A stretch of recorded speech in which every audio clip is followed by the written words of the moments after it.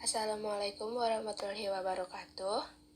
Kami dari kelompok 3 akan membacakan hasil kerja kelompok kami tentang program vaksin di Kelurahan Pondokopi yang beranggotakan Akbar Rizky Azani, Muhammad Yanuar Rahmatullah, Nabila Dwi Putri, Nadifa Naura Atala, dan Raihan Susanto.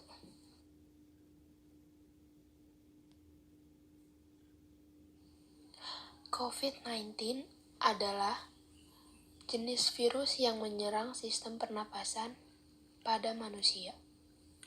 Virus ini bisa menyebabkan gangguan pada sistem pernafasan, infeksi paru-paru yang berat, hingga menyebabkan kematian.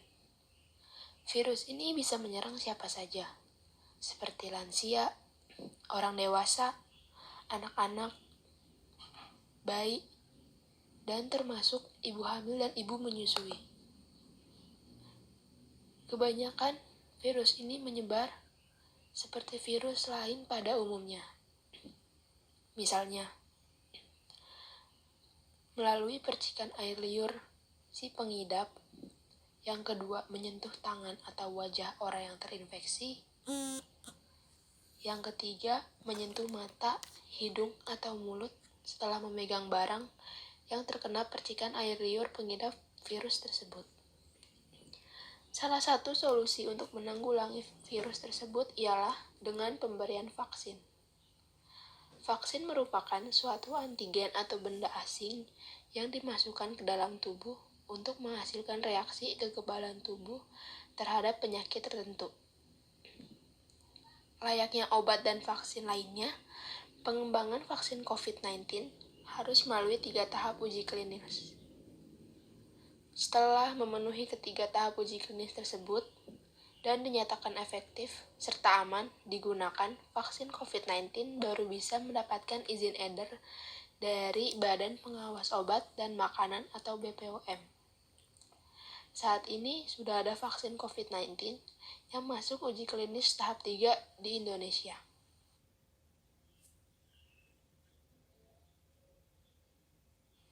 Selanjutnya, beberapa langkah yang dilakukan pemerintah untuk memastikan pengembangan dan produksi vaksin COVID-19 agar dapat berjalan dengan lancar.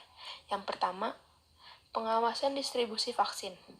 Salah satu persyaratan dalam pendistribusian vaksin adalah bahwa perusahaan yang mendistribusikan vaksin tersebut harus memiliki izin sebagai pedagang besar farmasi atau PBF yang diterbitkan oleh Kementerian Kesehatan dan mendapat izin edar yang diterbitkan oleh BPOM. Ada 2 jenis pengelolaan distribusi vaksin, yaitu pengelolaan distribusi vaksin di PBF dan pengelolaan distribusi vaksin di fasilitas pelayanan kefarmasian. Yang kedua, pengawasan mutu vaksin. Pengawasan mutu dan keamanan vaksin bukan hanya dari proses perizinan, tetapi juga pengawalan dan pengelolaan vaksin terkait penyimpanan dan pengiriman vaksin ke seluruh wilayah Indonesia. Yang ketiga, pengawasan keamanan obat setelah pemasaran. Meski obat dan vaksin telah melalui serangkaian tahap uji klinis yang ketat, baik dari proses produksi hingga pengawasan mutu sepanjang rantai distribusinya, tetap saja masih ada resiko efek samping yang dapat terjadi akibat penggunaan obat atau vaksin apapun.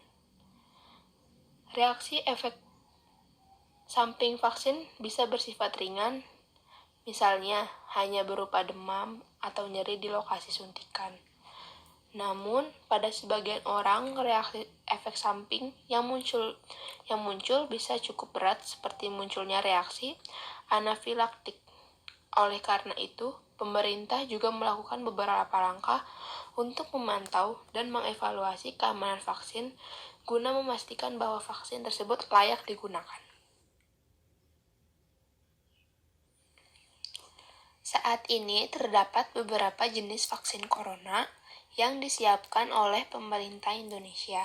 Di antaranya, yang pertama, vaksin COVID-19 Sinovac. Vaksin ini bekerja untuk menguatkan sistem kekebalan tubuh, sehingga antibodi dapat melawan virus tersebut. Yang kedua, vaksin COVID-19 Sinopharm. Yang ketiga, vaksin corona dari AstraZeneca. Yang keempat, vaksin COVID-19 Moderna. Yang kelima, vaksin COVID-19 yang diproduksi oleh PT Bio Farma. Yang keenam, vaksin COVID-19 Pfizer-BioNTech. Yang ketujuh, vaksin COVID-19 Novavax.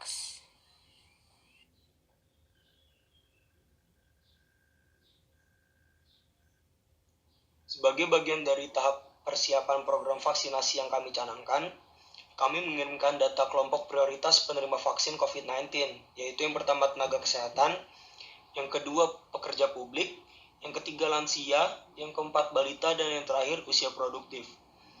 Terdapat pula beberapa syarat kesehatan yang harus dipenuhi oleh peserta vaksinasi, di antaranya tidak memiliki penyakit bawaan yang berbahaya seperti asma, kanker, dan autoimun, dan sedang dalam kondisi yang sehat.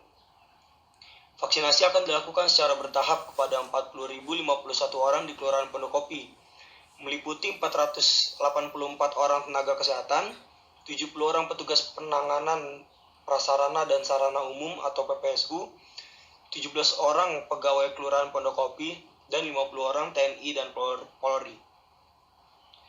Tahap perencanaan ini dari program vaksinasi yang kami canangkan, diantaranya pihak penyelenggara memberikan pemberitahuan akan program tersebut kepada rakyat di Kelurahan Pondokopi melalui surat pemberitahuan dari kelurahan. Lalu pada tahap kedua, perwakilan RW dari Kelurahan Pondokopi mendata warganya dari segi jumlah, umur, riwayat penyakit, alamat rumah, dan alamat email.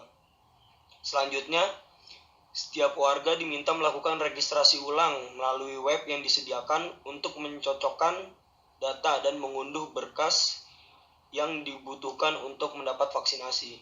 Pada bagian ini, warga diharap teliti dalam mencocokkan data pribadi dari web yang disediakan.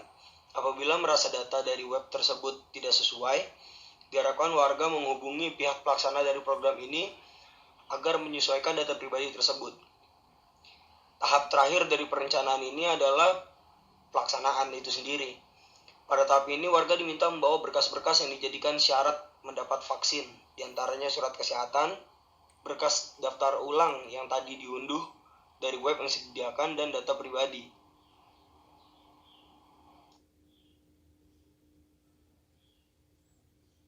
Lalu pada bagian ini, kami selaku pembuat program vaksinasi untuk Kelurahan Pondokopi ini menyediakan alur pelaksanaan vaksinasi.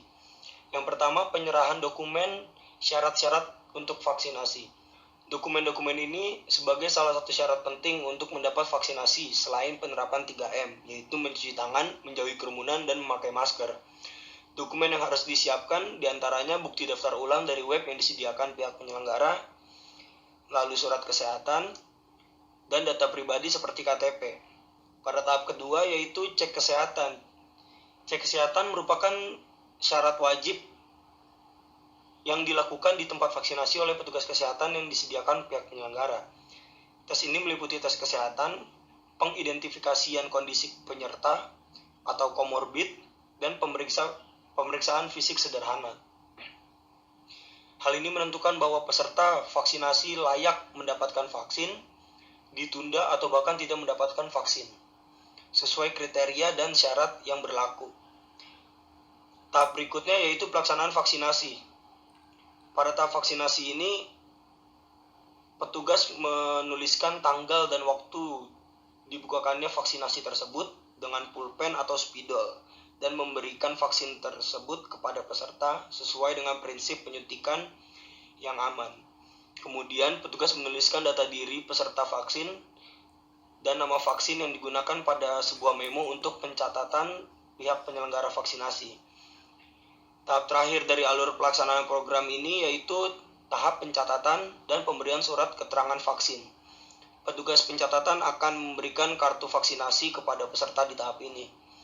Kartu tersebut ditandatangani dan diberi stempel resmi, lalu diberikan kepada peserta vaksinasi sebagai bukti bahwa telah menerima vaksin COVID-19.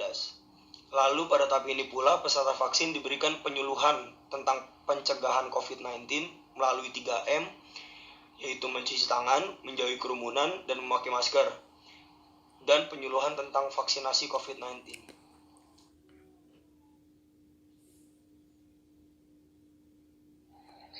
Deskripsi program pelaksanaan vaksinasi COVID-19.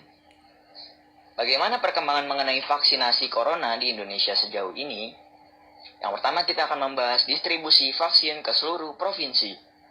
Pengiriman vaksin akan dilakukan bertahap, telah dimulai sejak 3 Januari lalu dan ditargetkan selesai pada 7 Januari 2021.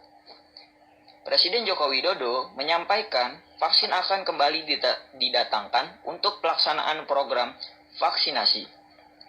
Vaksin yang didatangkan masih dalam bentuk bahan baku akan diproduksi oleh Bio Farma. Yang kedua, order vaksin COVID-19. Jokowi memaparkan pemerintah telah memesan atau firm order sebanyak 329,5 juta dosis vaksin COVID-19 untuk pelaksanaan program vaksinasi nasional. Vaksin tersebut terdiri dari 6 jenis. Yang pertama, sebanyak 3 juta dosis yang sudah tiba di tanah air. Yang kedua, sebanyak 122,5 juta dosis dari Sinovac.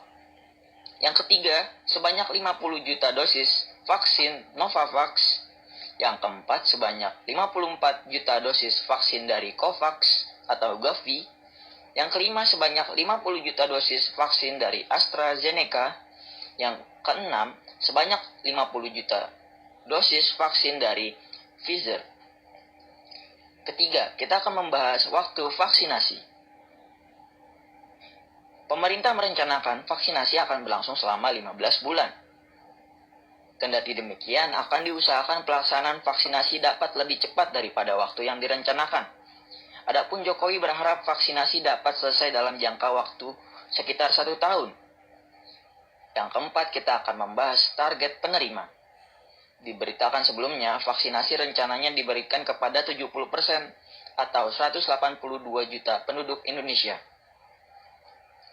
Vaksinasi dilakukan secara bertahap, diberikan berdasarkan kelompok prioritas, dengan tahap awal menyasar petugas kesehatan dan pelayanan publik esensial. Program vaksinasi tahap pertama diberikan kepada 1.319 juta tenaga kesehatan dan penunjang pada seluruh fasilitas pelayanan kesehatan seperti petugas tracing kasus COVID-19. Program vaksinasi tahap awal juga menyasar 195.000 petugas pelayanan publik esensial sebagai garda terdepan, seperti yang pertama TNI, yang kedua Polri, yang ketiga Satpol PP, yang keempat petugas pelayanan publik transportasi meliputi petugas bandara, pelabuhan, kereta api, MRT, dan lainnya. Yang kelima, tokoh masyarakat dan tokoh agama di seluruh Indonesia. Yang kelima, kita akan membahas tahapan vaksinasi. Pemerintah telah mengeluarkan petunjuk teknis terkait vaksinasi COVID-19. Aturan tersebut tertuang dalam keputusan Direktur Jenderal Pencegahan dan Pengendalian Penyakit tentang petunjuk teknis pelaksanaan vaksinasi dalam rangka penanggulangan pandemi COVID-19.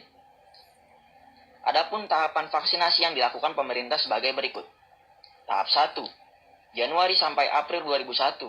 Sasaran vaksinasi COVID-19 tahap pertama antara lain tenaga kesehatan, asisten tenaga kesehatan, tenaga penunjang serta mahasiswa yang sedang menjalani pendidikan profesi kedokteran yang bekerja pada fasilitas pelayanan kesehatan. Tahap kedua pada bulan Januari sampai April 2021. Sasaran vaksinasi tahap 2 meliputi A. Petugas pelayanan publik, yaitu Tentara Nasional Indonesia atau Kepolisian Negara Republik Indonesia, aparat hukum, dan petugas pelayanan publik lainnya, yang meliputi petugas di bandara, pelabuhan, stasiun, terminal, perbankan, perusahaan listrik negara, dan perusahaan daerah air minum, serta petugas lain yang terlibat secara langsung memberikan pelayanan kepada masyarakat. Yang kedua, masuk kelompok usia lanjut 60 tahun atau lebih. Tahap ketiga pada bulan April 2021 sampai bulan Maret 2022. sasaran vaksinasi COVID-19 tahap 3 yaitu masyarakat rentan dari aspek geospasial, sosial, dan ekonomi. Tahap keempat, pada bulan April 2021 sampai bulan Maret 2022, sasaran vaksinasi tahap keempat adalah masyarakat dan pelaku perekonomian dengan pendekatan clusters sesuai dengan ketersediaan vaksin.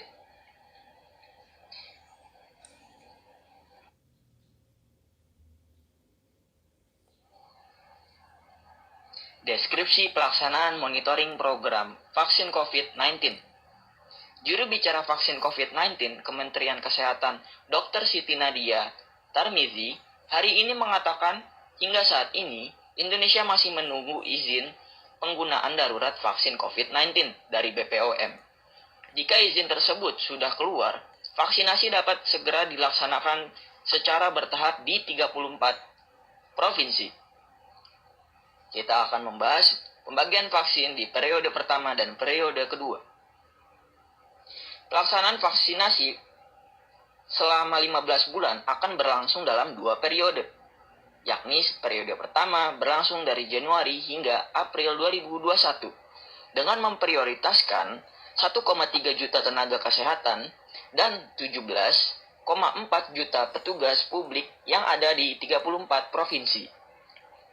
Periode 2 berlangsung selama 11 bulan, yaitu bulan April 2021 hingga Maret 2022 untuk menjangkau jumlah masyarakat hingga 181,5 juta orang. Ia menjelaskan yang dimaksud 3,5 tahun itu adalah proyeksi penyelesaian vaksinasi untuk seluruh dunia, bukan untuk Indonesia. Sebelum dan saat proses vaksinasi berlangsung, pemerintah tetap mendorong seluruh masyarakat untuk tetap menjalankan protokol kesehatan dengan ketat. Karena pentingnya proses vaksinasi, maka pemerintah berupaya sekuat tenaga untuk menghadirkan vaksin yang aman dan efektif sesuai saran dari ITAGI, WHO, dan para ahli untuk seluruh masyarakat Indonesia secara cuma-cuma.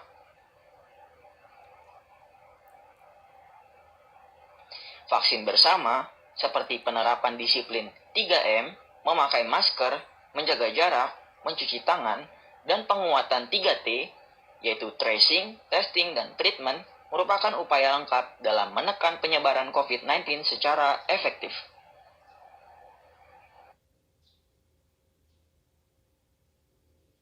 Ya, selanjutnya itu ada dampak dari program vaksin COVID-19 dari sektor ekonominya. Pemerintahan Indonesia telah mengimpor vaksin coronavirus disease 2019 atau COVID-19 yang didatangkan dari Cina pada Minggu malam. Adapun jumlah vaksin yang diimpor menurut dokumen 1,2 juta vial 1 dosis vaksin dan 568 vial 1 dosis vaksin untuk sampel pengujian. Staf khusus Menteri Keuangan bidang perumusan kebijakan fiskal dan makroekonomi, Marsita Kristalin mengatakan ekonomi tahun depan dihadapkan lebih baik dari tahun ini. Namun, pemulihan ekonomi akan sangat tergantung dari pandemi yang tidak hanya tergantung pada vaksin saja, tetapi juga kedisiplinan masyarakat dalam menjalankan protokol kesehatan. Rencana pemerintah terkait vaksin diharapkan menjadi salah satu cara untuk menangani pandemi dan membangkitkan ekonomi Indonesia. Sektor teknologi keuangan yang selama ini banyak mendukung UMKM di masa pandemi ini untuk bertahan dan bangkit menyambut baik kehadiran vaksin ini. Ketua Umum Asosiasi Fintech Pendanaan Bersama Indonesia atau API, Adrian Gundani mengatakan bahwa rencana pemerintah untuk melakukan vaksinasi COVID-19 merupakan sebuah harapan bagi bangsa Indonesia. Adrian juga menambahkan bahwa bila pemerintah dapat memberikan kepastian rencana vaksinasi COVID-19 tentunya akan sangat bermanfaat bagi dunia usaha. Kembalinya UMKM akan menjadi pendorong utama untuk menggerakkan kembali perekonomian Indonesia. Oleh karenanya, vaksinasi yang bertujuan untuk menimbulkan kekebalan pada tubuh ini sangat diharapkan kehadirannya. Selanjutnya dari sektor kesehatan. Sejumlah tenaga kesehatan mengaku khawatir menjadi yang pertama mendapat vaksin COVID-19 karena belum ada informasi terkait dengan keamanannya. Sementara itu, Ikatan Dokter Indonesia justru akan mendorong tenaga kesehatan termasuk para dokter menjadi contoh dari program vaksinasi COVID-19. Di sisi lain, ketika produsen vaksin asal Cina, Sinovac, belum mengkonfirmasi tingkat efikasi vaksin atau manfaat bagi individu yang menerima imunisasi, pemerintah meyakinkan bahwa tahapan vaksin sudah sesuai rencana termasuk melibatkan para ahli. Ketua Persatuan Perawat Nasional Indonesia atau PPNI, Harif Fadilah menilai pemerintah perlu memberi jaminan keamanan kepada tenaga kesehatan yang akan menerima vaksin. Dia juga meyakini pemerintah tidak akan gegabah memberikan vaksin terhadap tenaga kesehatan yang ia sebut sebagai kelompok vital dalam penanganan COVID-19. Dan sebaliknya, Ikatan Dokter Indonesia menghimbau agar semua pihak mendukung upaya vaksinasi COVID-19 di Indonesia dan yakin dengan vaksin yang ada karena sebelum digunakan semua platform vaksin yang ada itu telah melalui serangkaian proses penilaian oleh para ahli yang kompeten dan otoritas yang berwenang, kata juru bicara Ikatan Dokter Indonesia, Halik Malik.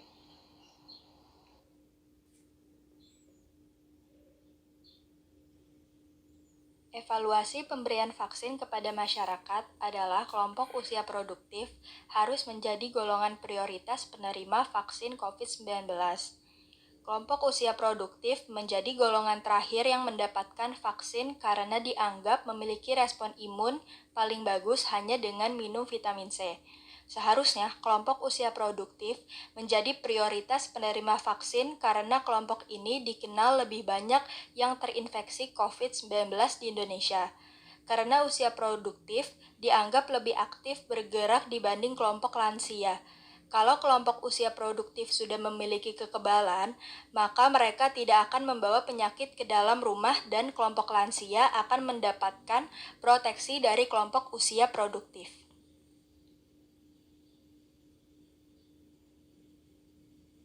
Kesimpulannya adalah tujuan utama adanya pemberian vaksin ini untuk memberikan perlindungan kepada masyarakat. Kita harus melindungi kelompok lansia yang lebih rentan terkena virus ini. Karena vaksin diberikan secara bertahap, tidak serempak, yang berarti resiko penularan tetap ada. Maka dari itu, cara menjaga diri kita supaya terhindar dari COVID-19 dengan 3T, test, trace, dan treat, dan 5M, memakai masker, menjaga jarak, mencuci tangan, membatasi mobilitas, dan menjauhi keramaian.